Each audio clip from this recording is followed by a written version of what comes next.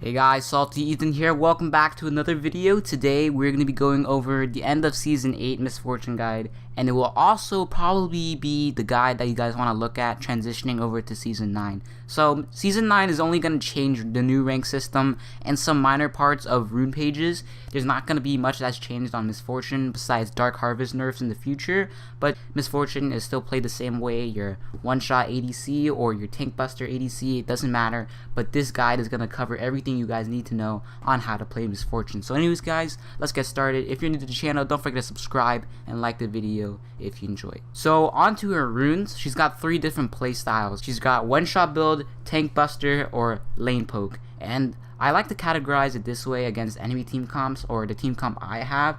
So against a very squishy team comp, you go one-shot build because it allows your chance to one-shot people have a higher chance of doing so. And against a very tanky team, I go Tankbuster, press the attack, because it will be proccing press the attack onto those tanks and allowing you to win those team fights that can close out those games. And the next one is poke lane, which is, I don't use it a lot. I actually don't use it at all because I find it pretty weak mid to late game. It's only good early game, but you know, it's only if you have a poke support as well, like a Fiddlesticks or even a Soraka. It doesn't, I really don't care, but poke lane I hardly ever use. So one-shot build, you're always going to be using Dark Harvest. Dark Harvest came around mid-season 8 when people were experimenting with one-shot builds on Misfortune. Back in the time when Season 7 and Season 8 Misfortune was being played with Arcane Comet, it was just pretty weak overall. But once Dark Harvest came around, Misfortune scales really hard into the late game. It makes her even stronger, and that's why this is the best rune to take on Misfortune at the moment. Although nerfs will come to Dark Harvest very soon in the next couple of patches, it's still going to be viable on MF, so try to play it as much as you can. So you go Dark Harvest, and you go Taste of Blood for the healing again in combat. I don't like to go Cheap Shot since it's only procced by your E, and it really doesn't do that much damage in the first place. And then after Taste of Blood, you go Eyeball Collection, and you go Ultimate Hunter. Don't take Relentless Hunter or Ravenous Hunter. It's not really necessary on MF, but Ultimate Hunter is the best because you will have your ultimate up right away after you finished using it in a team fight. You're just gonna have it up right away, and I just love having my ult come in handy in certain situations where I need to fight or turn around a team fight. Next, you have your secondary runes. It's going to be the same for every single one except for the poke lane pages, but for your secondary runes, you always go Absolute Focused and Gathering Storm. That's just your cookie cutter strategy. But let's move on to the Tankbuster build. This is going to seem a little weird to you guys, but it's actually really good on MF, and I've been playing this a lot already, and I've been winning tons of my games. It's press the attack, then you go Overheal or Triumph. Overheal is just better for sustain in lane and to keep yourself safe. Then you go Alacrity. Bloodline only if you have people on the enemy team building Leandri's Torment, but I generally like to go Alacrity for the attack speed. Then last but not least, I go Cut Down against the tanks. Don't go Coup de Grace because you really don't need it. You're trying to kill the enemy tanks as much as you can, so that's why you take Cut Down instead of Coup de Grace. Same thing as for the secondary, it's Gathering Storm and Absolute Focus. Now on to the crappy pages. I hate playing these, but sometimes, you know, players choose to play these. Poke lane MF is just stupid. Whenever I come up against one, I just think to myself, how retarded can you be? Like, you don't do damage mid to late game. You're just an ult bot if you're having Arcane Comet. But anyways, you go Arcane Comet or Summon Airy. It is up to you. After that, you go Mana Flow Ban for the E spam or the Q spam. It doesn't matter. After that, you go Absolute Focus, then Gathering Storm. Your secondary page is just Alacrity and Coup de Grace. That's all there is to it. But poke lane, it's only situational if you have like a Sona, Soraka, Fiddlesticks as support. Then you go poke, so you can have those double Arcane Comets coming in. But other than that, MF just really sucks playing Arcane Comet right now. She's just better off of Dark Harvest. Alright, let's get on with the build. MF has different variations of her one-shot build that you can use with Dark Harvest. The best one you can go is if you're super ahead. You don't have any death. The enemy team is all squishy. You just go Duskblade, Ghostblade, Edge of Night, then Storm Razor, and then Death Stance and Bloodthirster, excluding boots when you hit late game. But that's just your full-on damage one-shot build. That's just you're just gonna go in and you're just gonna pick up kills here and there, just like free farming champions. This is your build. But if you're a little behind and you're not doing the best, you have like say 2 or 3 deaths, then I recommend you go Dustblade, Ghostblade, Stormrazor, then an armor penetration item so you can better off win those team fights. And then you also go Guardian Angel, and I'd keep your boots because this is the time where you're behind. You don't want to be playing extremely risky where you don't have any movement speed. Now if you're super behind, let's say like you're 5 and 5, 6 and 6, whatever you are, you go Dustblade, Ghostblade, Black Cleaver for the health. You want to be alive as possible to do as much damage as you can, and then Lord Dominic's Regards, and then, you know, if you can come back into the game, then you build whatever you want from that time on. Now, some of you guys might be asking when to pick from Lord Dominic's Regards or Mortal Reminder. You only pick Mortal Reminder against Dr. Mundo or Vladimir, because if you pick Mortal Reminder against the Garen or Darius, you're going to lose on so much damage that is just not even going to be useful during that team fight. Like Garen and Darius don't abuse healing unless it's an effect that they're using. Like Garen's passive, that's when he heals. Darius Q, that's when he heals. But Mundo is just healing all throughout the team fight. That's why you have to get Mortal Reminder for that. Alright, now let's talk about the Tankbuster build. Tankbuster build, you generally can have a different variation of whatever you want, but you have to keep in mind that you max W in this build. You don't max Q, you max W. For the attack speed, it's just going to be so good during those team fights, and that's why I like press the attack a little better, because it's safer, more secure, and it also gives you that attack speed that you need and that you want during those team fights. It's going to help you farm much better because MF doesn't have any wave clear, and you're also just going to be getting places faster since your W's maxed and you're going to be all around the map. So your first item, hear me out, is Bloodthirster. Now why the hell Bloodthirster? Well, 1, it gives you solid AD stats. Number 2, it gives you a red shield, and 3, it also gives you lifesteal, which is extremely good early game. Next item you go for is Stormrazor. This gives you tons of damage and tons of attack speed, and once you hit this with your W, then you can easily kill the squishies by these 2 items. Now your third item is Lord Dominic's Regards, because you obviously are playing a tank busting, you know, build, so you have to go Lord Dominic's Regards. If the enemy team is like extremely powerful, their tanks are extremely useful, then after LDR you go Black Cleaver for more armor penetration. But at that time you really don't need it, because after your third item you're probably fed enough to carry your team. And fourth item, if you're going to be hitting late game as much, you go Edge of Night. Now, why instead of Dustblade or Ghostblade? Well, 1, it actually gives you more health. It also gives you a shield. It's the same thing as a spell shield. So when you cast this and you're ulting at the same time, no one can interrupt you. Like Braum can't interrupt you. LeBlanc can't interrupt you.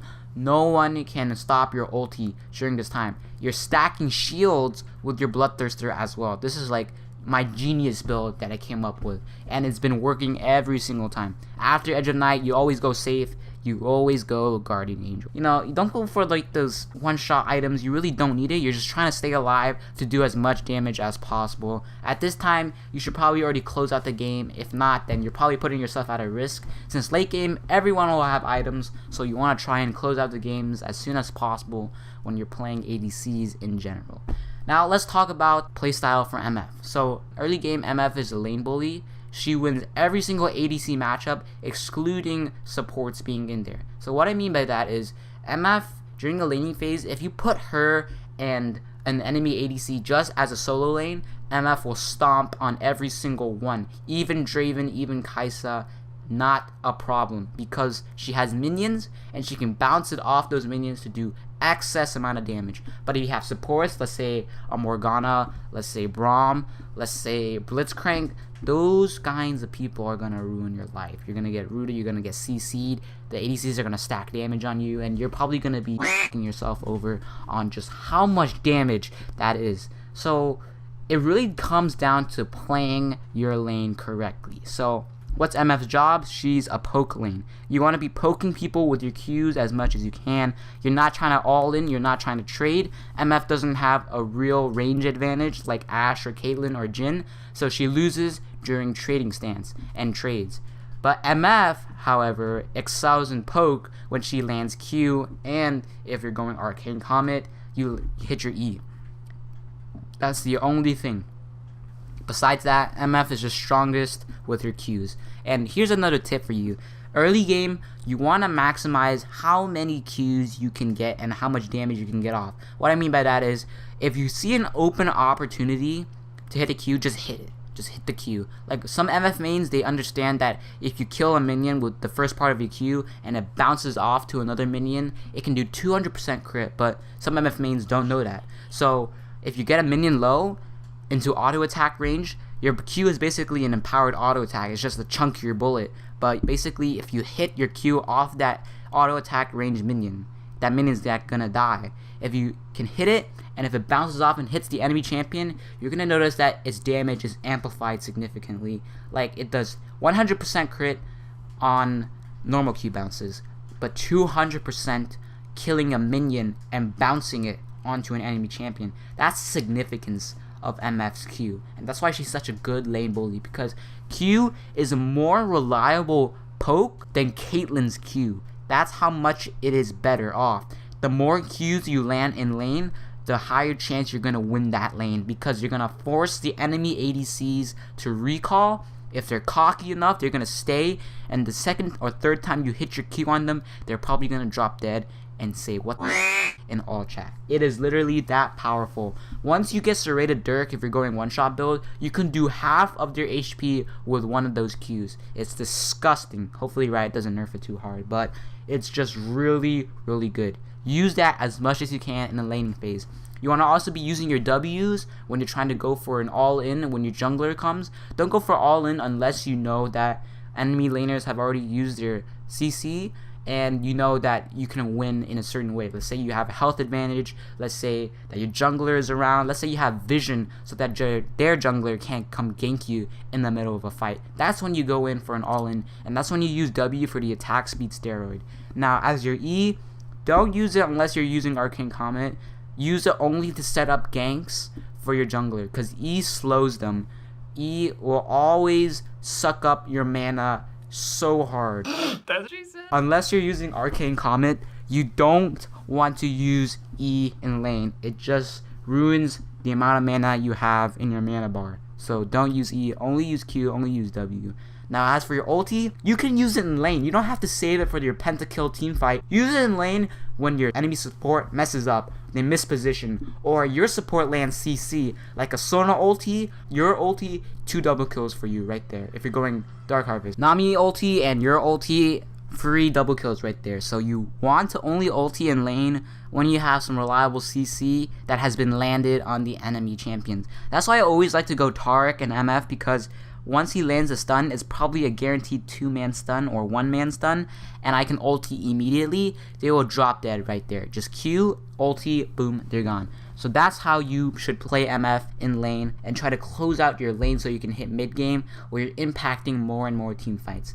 So let's talk about mid to late game. Mid game, you just want to stay mid lane and farm out the wave, farm the creeps, get as much farm as you can, get the gold, buy the items, and come back to the team fight. So stick around mid. Don't go farming other lanes because the assassins can come kill you, or you're just not prepared for it. You don't have vision, and it's not even your job to farm side waves. It's your top laner and mid laner's job, since you have the mid wave to yourself. Late game, you gotta stay alive. You gotta hit your ultis in the correct positions. Don't use your ulti if you know that nothing is gonna benefit from it. Like, if you're not gonna get anyone from that ulti, don't use it.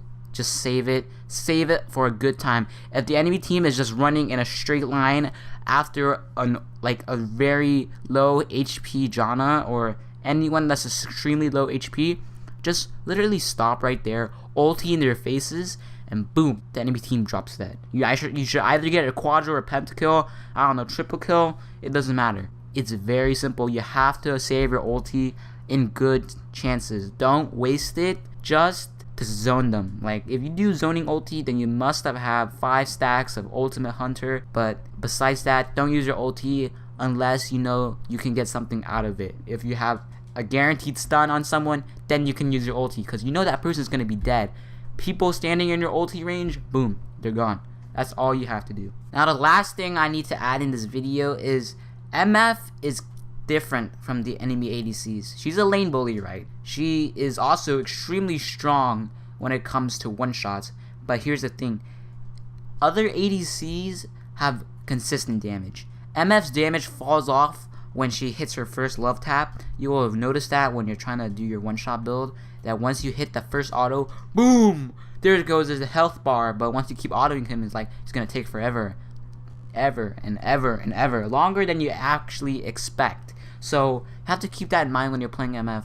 Unless you're going attack speed MF, where she's actually doing consistent damage with BUSTER and Stormrazor, lethality MF, it will fall off if you are behind. If you play Dark Harvest and you're going 0-3 and you join a team fight, you're going to do no damage. Trust me. But anyways, guys, this is probably going to be wrapping up the video. Tell me, guys, what you think on what I did on my very first guide. Probably going to make more in the future. But please tell me what you guys think below. And I'll see you guys later. Peace out.